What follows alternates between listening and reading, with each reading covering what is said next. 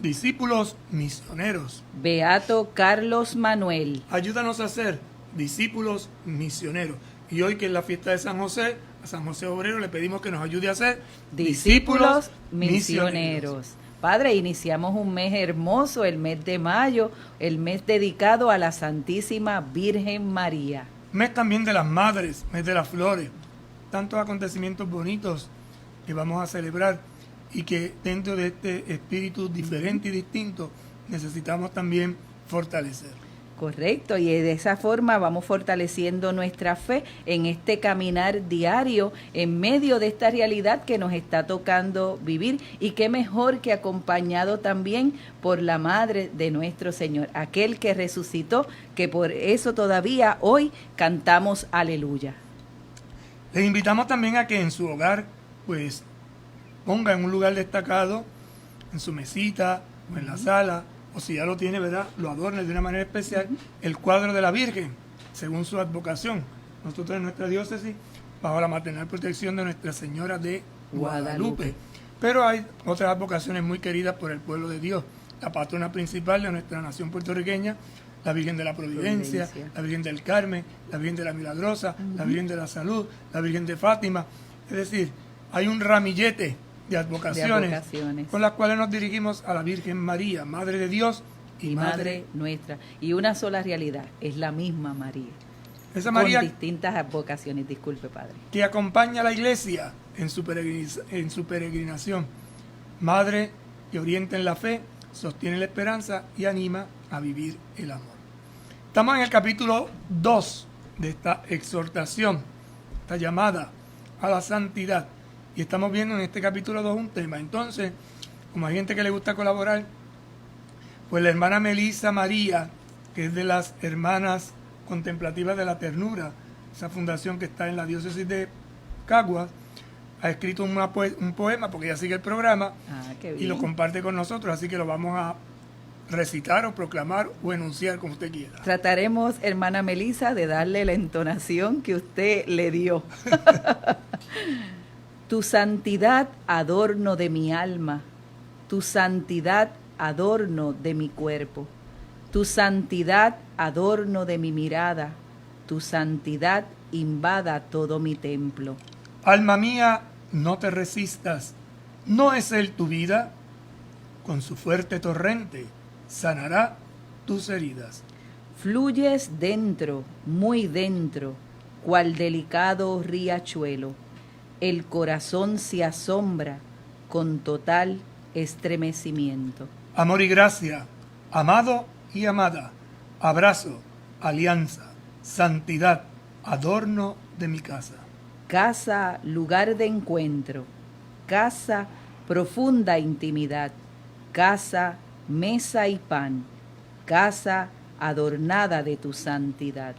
Tú, el 3 veces santo, misterio y realidad, mi vida sea reflejo del adorno de tu santidad. Amén. Hermoso poema que nace del corazón de una mujer contemplativa, que escucha, acoge la palabra, la pone en práctica y desde su carisma muy particular, que es la contemplación, la vida de intimidad, el silencio y la oración, también proyecta pues su forma de evangelizar. Los poemas son expresión del alma, son oración hecha letra, que a veces se le pone música también.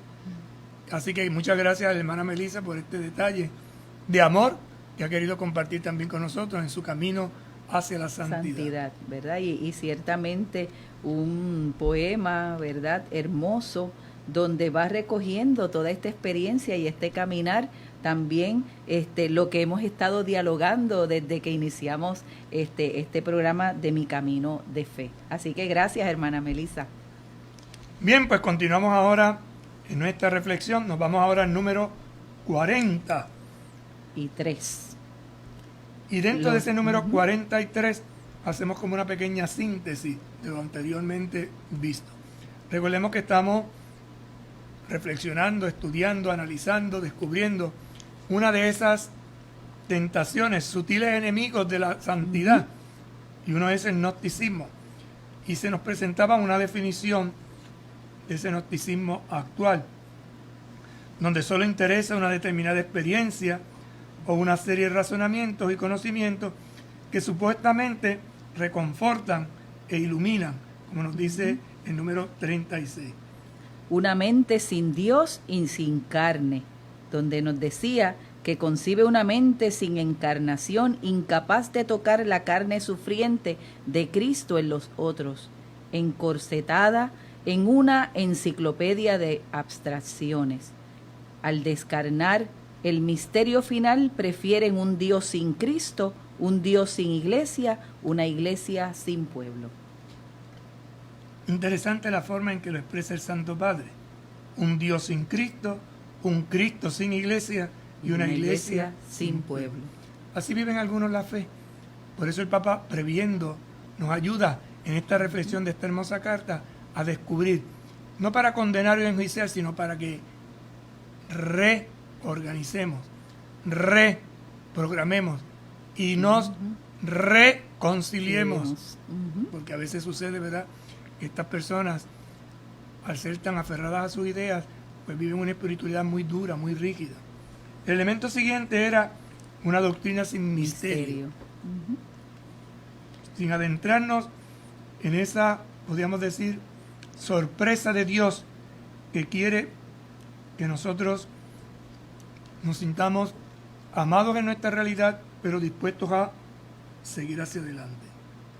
Y dentro de ese seguir hacia adelante nos decía también el Santo Padre que demuestra que no está en un sano camino posible o que sea un falso profeta que usa la religión en un beneficio propio.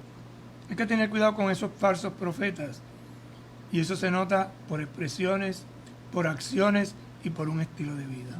Cuidado, nos dice el Papa, nos advierte, cuidado, que puedes estar dejándote orientar de una manera equivocada. Y hoy pues vamos entonces a compartir los límites de la razón. Por lo tanto, la razón tiene unos límites. Es bueno razonar, es bueno analizar, es bueno buscar. Ahora bien, para los creyentes hay un límite. Vamos a ver cómo lo expresa y nos ayuda el Santo Padre. En el número 43 dice el Santo Padre: nosotros llegamos a comprender muy pobremente la verdad que recibimos del Señor. Pobremente, interesante, ¿no? Llegamos a comprender muy pobremente. ¿Y eso qué quiere decir? Que todos los días estamos aprendiendo.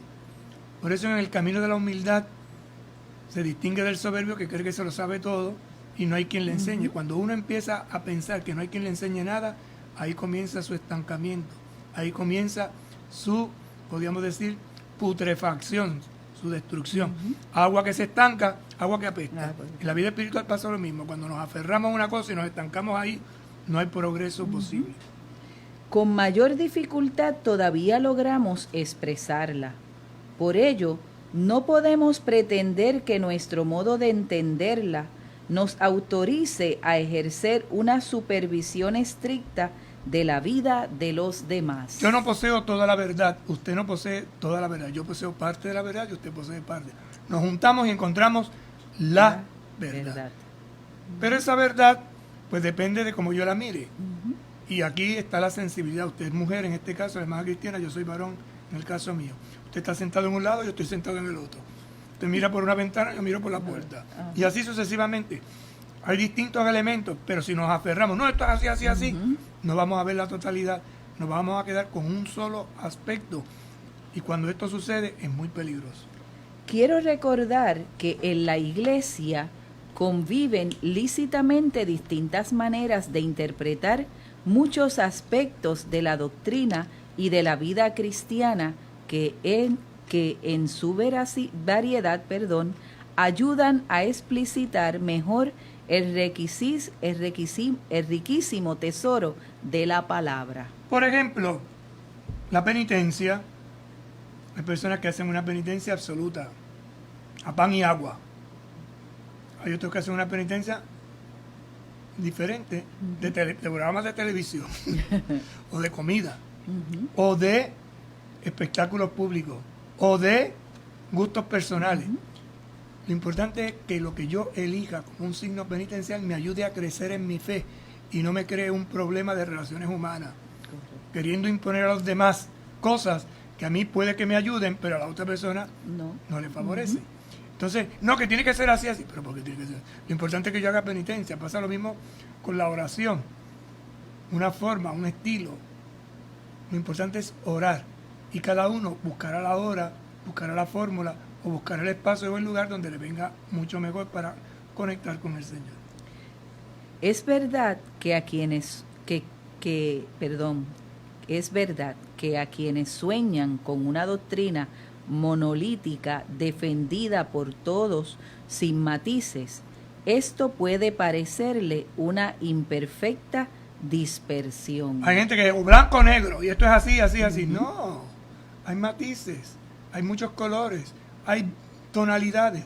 Por ejemplo, el verde, hay miles de verde, el azul, miles de azul. Lo bonito de un cuadro es la riqueza en la diversidad que en armonía nos presenta un cuadro. Precisamente algunas corrientes gnósticas despreciaron la sencillez tan concreta del Evangelio e intentaron reemplazar al Dios trinitario y encarnado por una unidad superior donde desaparecía la rica multiplicidad de nuestra historia. Esto es interesante porque hay gente que quiere una cosa tan sublime, tan elevada, que no se entiende. Y el Evangelio es lo más sencillo, lo más concreto. Por eso Jesús coge ejemplos bien sencillos: los pajaritos, la semilla, la tierra, el mar, el agua, el pan, los peces. No. Hay que buscar otro lenguaje. Y en esa búsqueda de ese lenguaje, pues hay gente que se pierde y al final no entiende. No entiende. Nos dirá el número 44. En realidad, la doctrina, o mejor, nuestra comprensión y expresión de ella, no es un sistema cerrado, privado de dinámicas capaces de generar interrogantes, dudas, cuestionamientos. Esto es hermosísimo.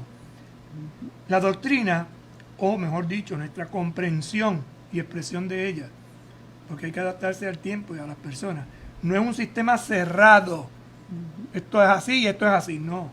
Privado de dinámica, capaz de generar interrogantes, dudas y cuestionamientos. Entonces, si usted tiene una duda, eso es buena señal. Tiene un interrogante, magnífico. Tiene un cuestionamiento, mucho mejor. Porque eso quiere decir que usted piensa. Y en esa búsqueda, en ese análisis, usted encontrará la verdad. Y no se traga las cosas porque sí. Póngase de pie, porque me tengo que poner de pie. Siéntese, porque me tengo que sentar. Entonces, en ese cuestionamiento no hay rebeldía, hay inquietud por aprender. Y mientras hay inquietud por aprender, hay discipulado. Y esto lo tenemos que recuperar, el deseo de ser discípulos del Señor, para poder transmitir lo que hemos visto, lo que hemos oído, lo que hemos tocado, lo que hemos palpado acerca de aquel que es la vida. Y las preguntas de nuestro pueblo, sus angustias, sus peleas, sus sueños, sus luchas, sus preocupaciones, poseen valor hermenéutico que no podemos ignorar si queremos tomar en serio el principio de encarnación. Hermana, ¿qué es eso del hermenéutico? Ay, Dios mío, ¿ves? Ya empezó con sus preguntas. ¿Ves la importancia de este discipulado misionero para un total aprendizaje en este camino de la fe? Sí, vamos a ver. Dice posee el valor hermenéutico. ¿Y eso qué es? ¿Con qué se come eso? ¿Con qué se come eso? Hermenéutico quiere decir interpretación. ¿Cómo interpretamos la historia? ¿Cómo interpretamos en la historia qué? Lo que vive nuestro pueblo. ¿Y qué es lo que vive nuestro pueblo en la historia? Pues angustia, pelea, sueño, lucha, preocupaciones. A todo esto hay que encontrar la interpretación. ¿Qué nos quiere decir el Señor? Por ejemplo, con la pandemia. ¿Qué nos quiere decir el Señor? Una cosa así, a vuelo de pájaro. Fíjate cómo, lo comentábamos ayer, con 2 meses, 1 mes y medio que llevamos, la capa de ozono se ha regenerado.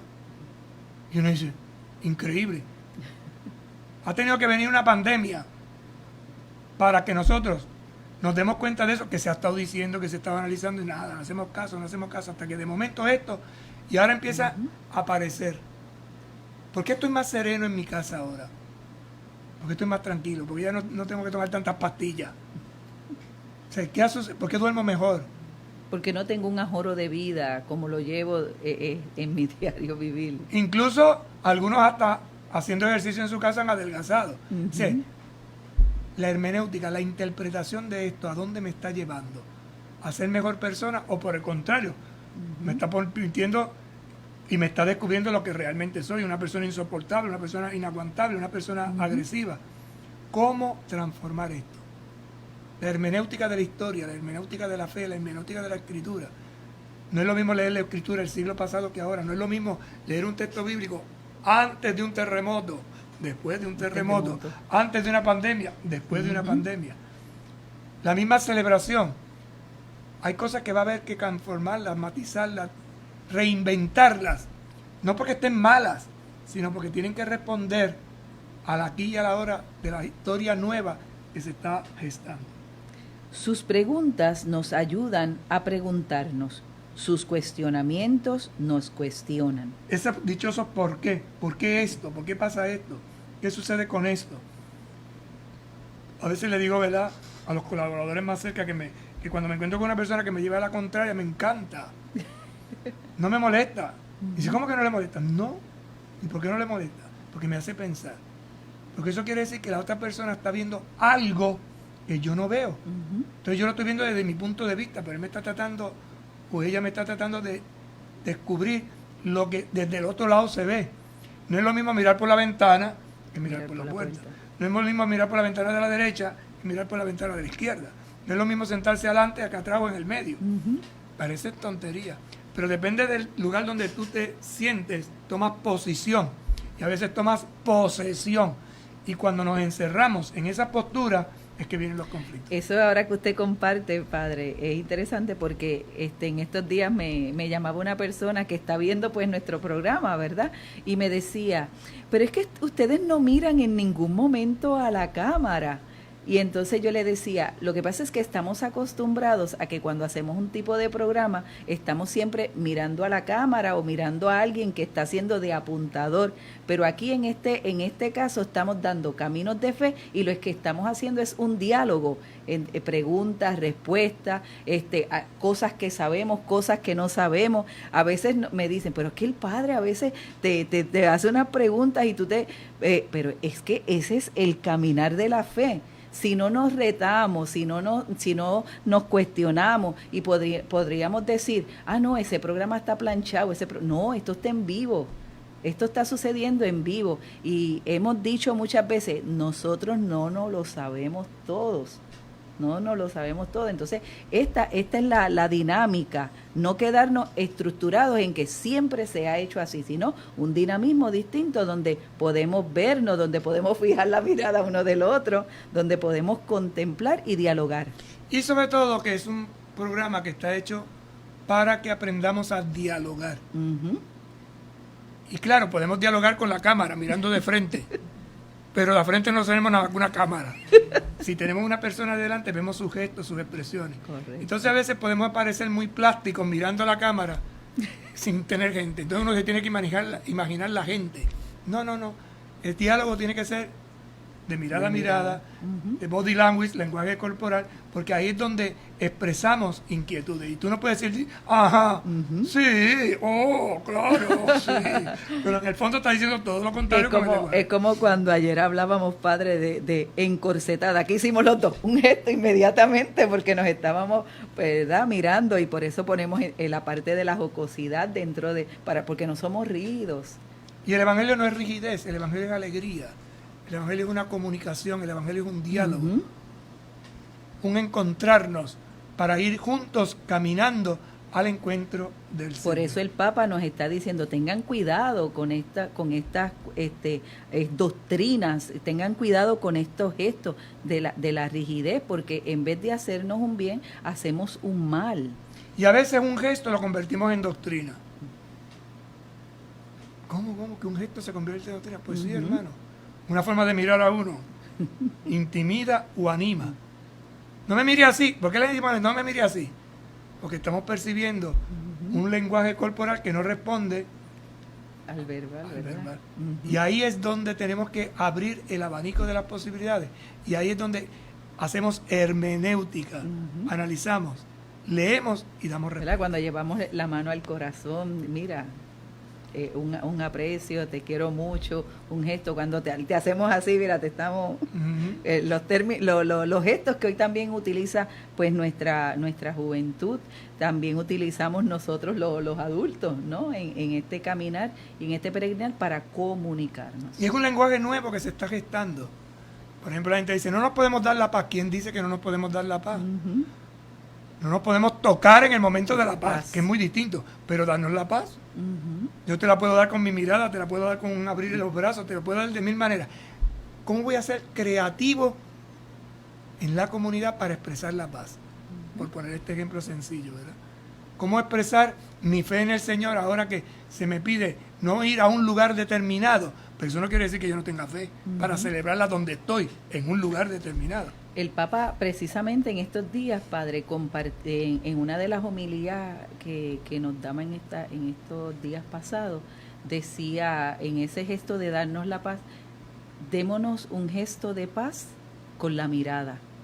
Y eso llevó a muchos a la reflexión, o sea, porque a veces no nos miramos, vivimos al lado, estamos cerca y lo que decimos es algo, pero sin mirarnos.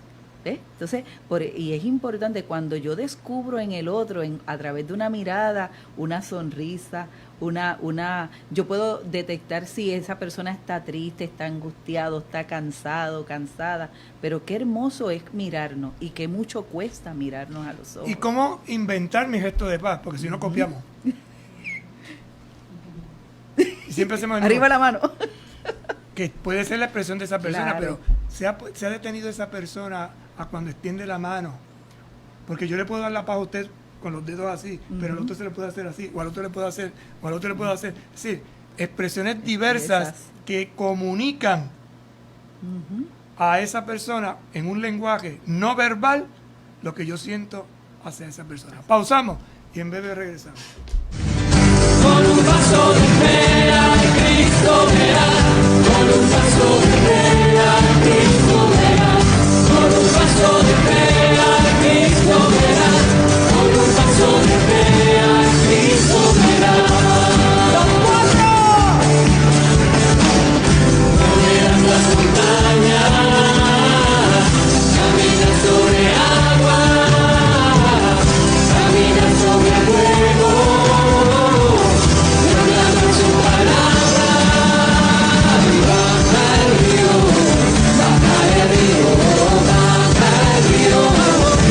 Por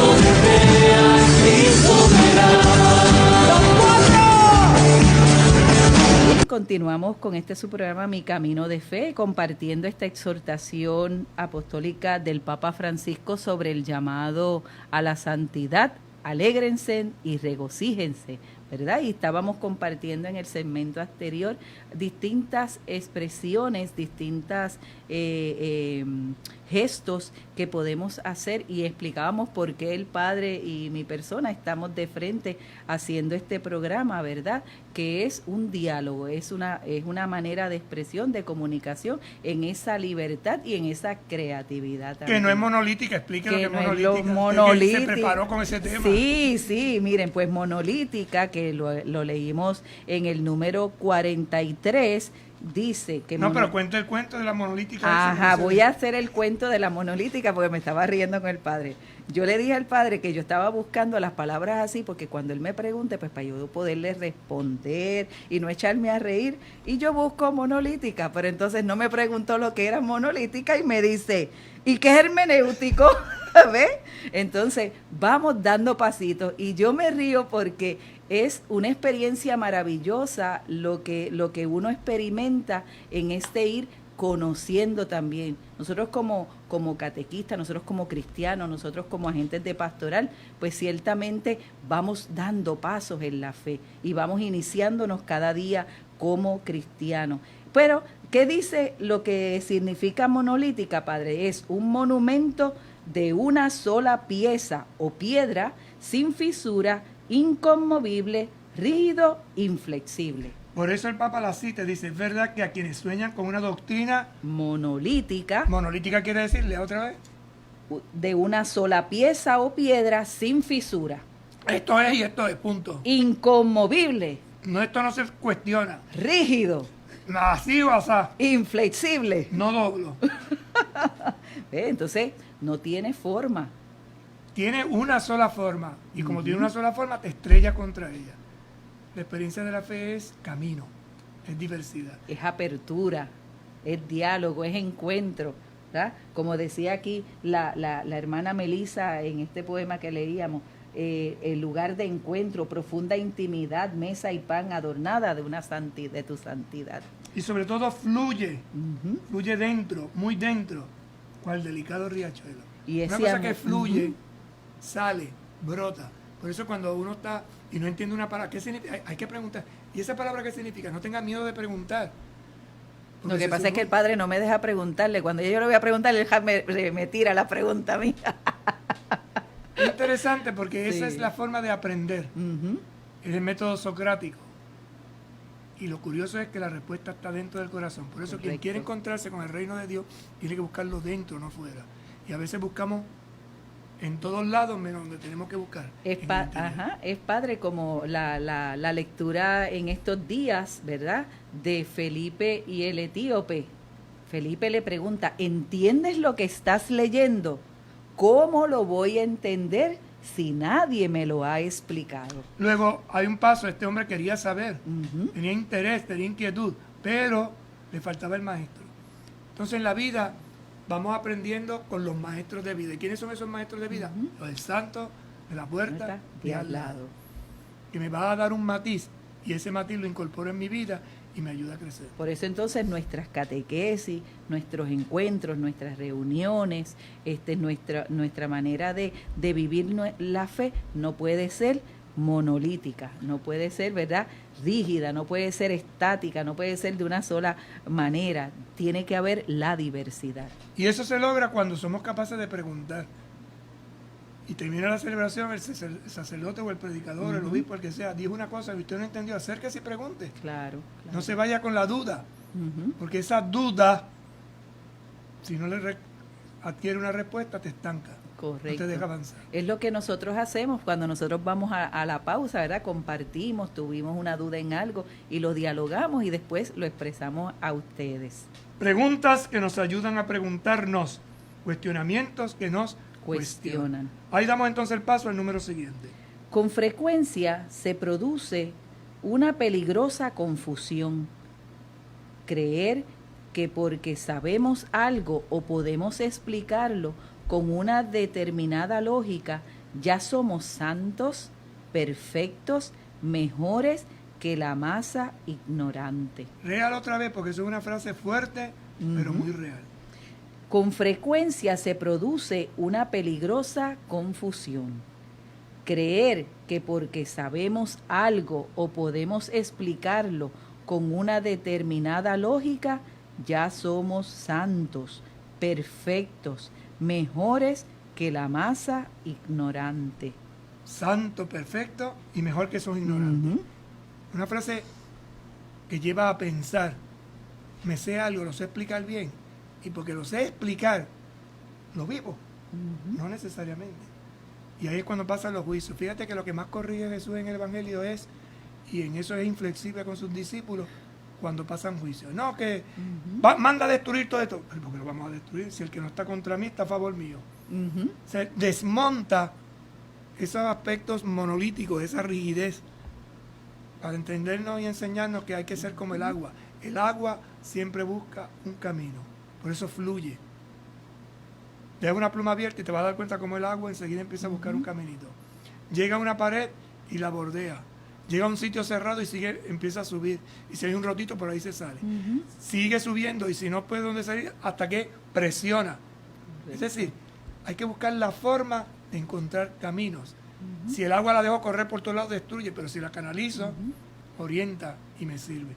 De eso se trata. Es como en el Evangelio, Padre, cuando el ciego que está a la orilla del camino y empieza a gritar, Jesús, hijo de David, ten compasión de mí, todo el mundo lo mandaba a callar, no molestes al maestro, pero sin embargo Jesús se dio cuenta que alguien le llamaba y lo manda a buscar. ¿Qué quieres que haga por ti, Señor? Que vea. Y no fue redundante, no, Sí, que vea. Que vea. Fue el grano. ¿Quién me ha tocado, verdad? ¿Quién me ha tocado? Porque salió una fuerza de mí y aquella mujer queda sana, ¿verdad? Como el Evangelio de manera sencilla, como usted decía ahorita, que el Señor siempre buscaba un lenguaje sencillo, claro, que pudiera entender el pueblo que le seguía y que estaba sediento. Fíjate la expresión final, masa ignorante. Cuando yo pienso que los demás son un ignorante y que lo único que sabe soy yo, y empiezo a colgar títulos en mí, y me presento con los 1000 títulos habidos y por haber, mala señal. Mala señal. Porque al final, si hemos crecido en la sabiduría, le diremos, como decía uno de los grandes filósofos, yo solo sé una cosa, que no sé nada. Me toca todavía aprender, descubrir, seguir creciendo. A todos los que en la iglesia tienen la posibilidad de una formación más alta, San Juan Pablo II les advertía de la tentación de desarrollar un cierto sentimiento de superioridad respecto a los demás fieles. Miran por encima del hombro, como decimos así vulgarmente, ¿verdad? Con esa superioridad. Porque yo. Tal cosa. Gestos como este, ¿verdad? Que descartan. Sin embargo, la sabiduría popular tiene un sentido común. Y estos tan intelectualotes, a veces le falta el sentido común. El sentido común. Que es el sentido que menos comúnmente se tiene. Sí. Pero en realidad eso que creemos saber debería ser siempre una motivación para responder mejor al amor de Dios, porque se aprende para vivir. Teología y santidad son un binomio inseparable. Preciosas palabras del Papa, San Juan Pablo. Un cierto sentimiento de superioridad respecto a los demás fieles, pero en realidad eso que creemos saber debería ser siempre una motivación para responder mejor al amor de Dios, porque se aprende a vivir. Teología y santidad son un binomio inseparable. Motivación para responder mejor al amor de Dios. Lo que yo adquiero en conocimiento me debe llevar a la sabiduría de caminar hacia la santidad, porque se aprende para vivir, se aprende para vivir, no se vive para aprender, se aprende para vivir. Y esto implica que la teología y la santidad son un binomio, son como las dos piernas, ¿no? Ciencia y virtud es lo que mueve al creyente, mueve al cristiano al encuentro con el Señor. Nos dirá el número 46, cuando San Francisco de Asís veía que algunos de sus discípulos enseñaban la doctrina, quiso evitar la tentación del gnosticismo. Entonces escribió esto a San Antonio de Padua. San Antonio de Padua lo conocemos como el santo de los pobres, el que reparte pan. San Antonio era un intelectual, era un hombre muy versado. Y cuando en la orden empezaron a estudiar los frailes, perdieron mucho de su simplicidad y se les subieron como los humos a la cabeza. Y San Antonio era uno de estos maestros que educaba a los frailes jóvenes. Y entonces Francisco le escribe lo siguiente: me agrada que enseñes sagrada teología a los hermanos, con tal que en el estudio de la misma no apagues el espíritu de oración y devoción. No te lleve el análisis ¿a qué? A desentenderte. Si lo que tú estás elucubrando teológicamente, tienes que llevarlo a la oración. Y eso que llevas a la oración te tiene que llevar entonces a la devoción.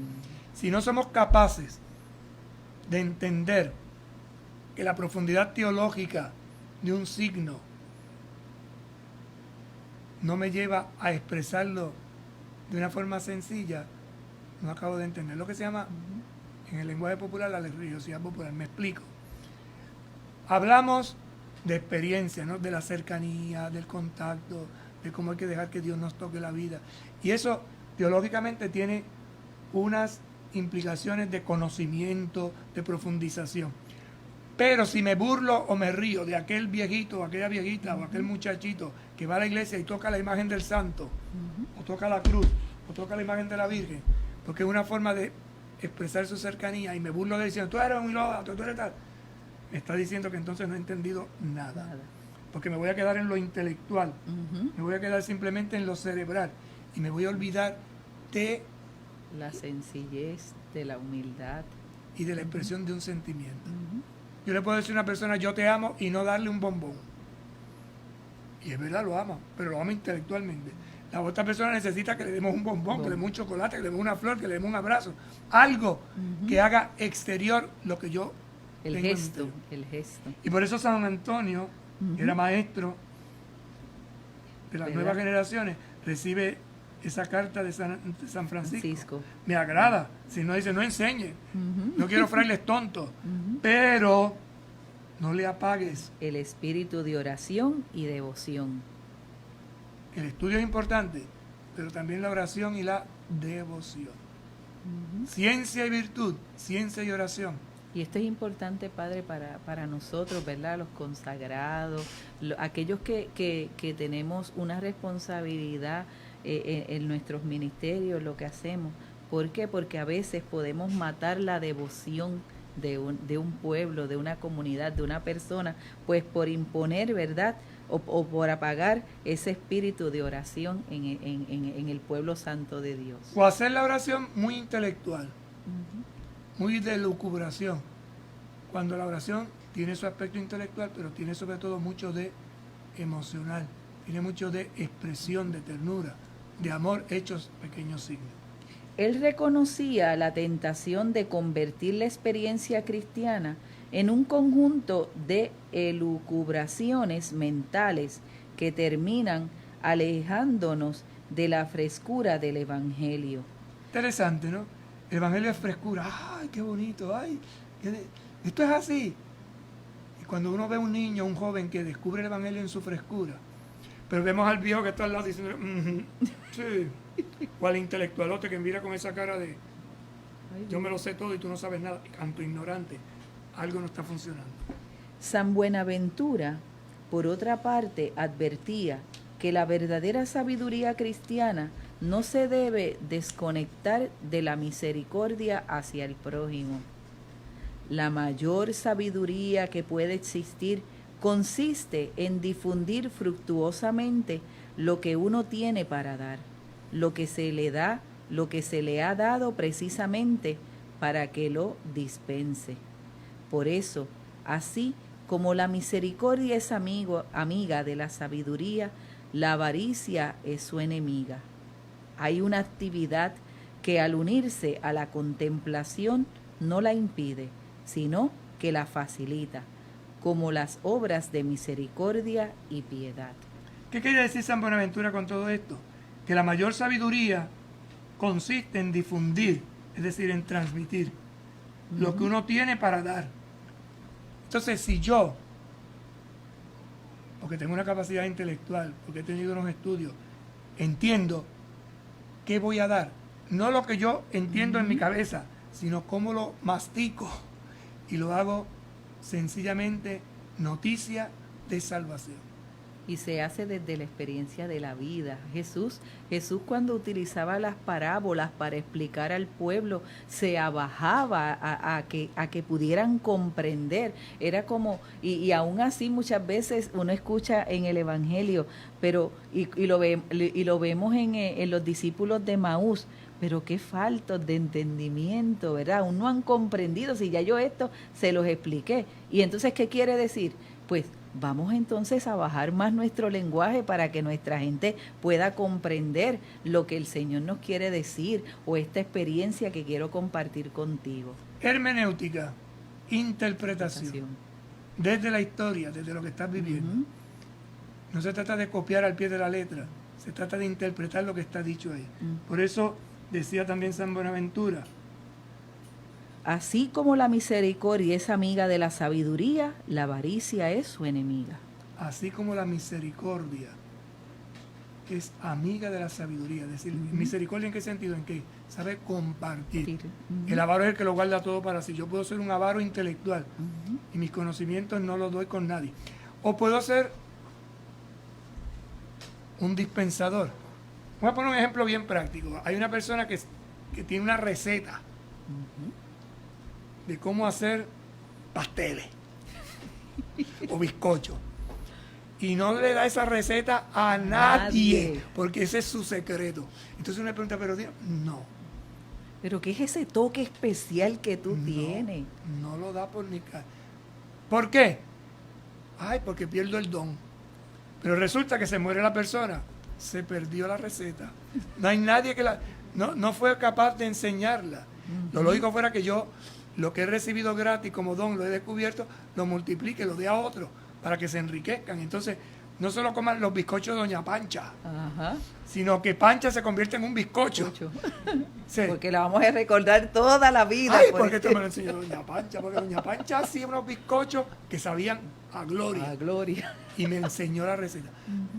Parece una tontería, pero quien dice esto en el plano, ¿verdad?, de la cocina, sucede también en el plano intelectual, en el plano religioso, en el plano de el asombro del encuentro con Dios. Por eso es un camino, es una búsqueda, son pasitos que se van dando.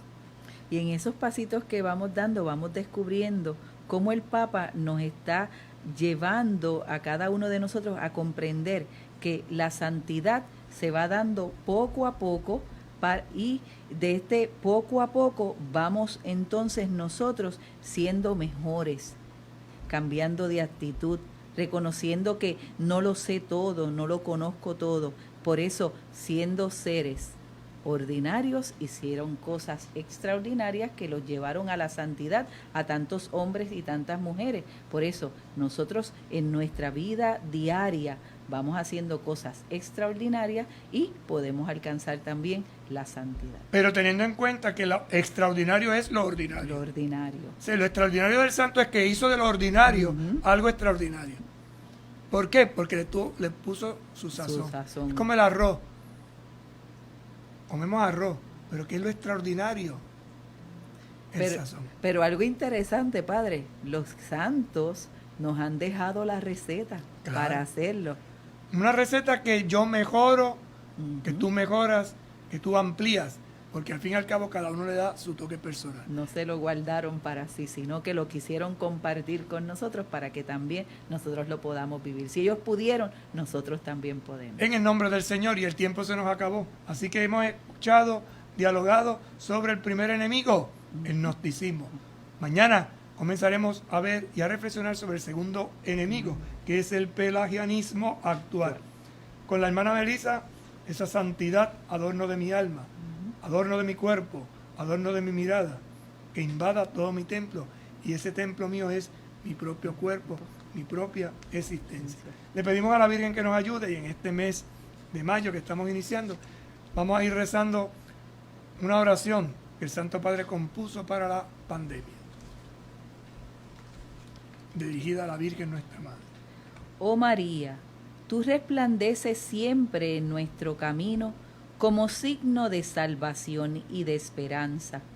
Confiamos en ti, salud de los enfermos, que junto a la cruz te asociaste al dolor de Jesús, manteniendo firme tu fe. Tú, salvación del pueblo romano, sabes lo que necesitamos y estamos seguros de que proveerás para que, como en Caná de Galilea, pueda volver la alegría y la fiesta después de este momento de prueba.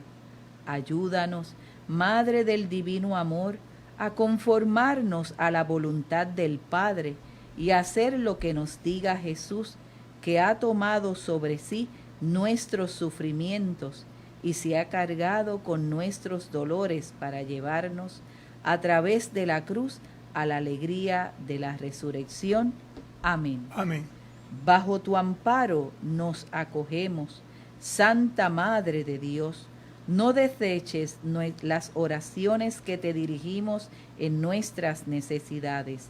Antes bien, líbranos de todo peligro, oh Virgen gloriosa y bendita. Amén. Que el Señor esté con ustedes. Y con tu espíritu. Que les bendiga y les acompañe el buen Dios Todopoderoso, Padre, Hijo y Espíritu Santo. Amén. Nos vemos mañana en este nuestro programa. Mi camino de fe, pasito a pasito. Buenas tardes tengan todos. Hasta mañana.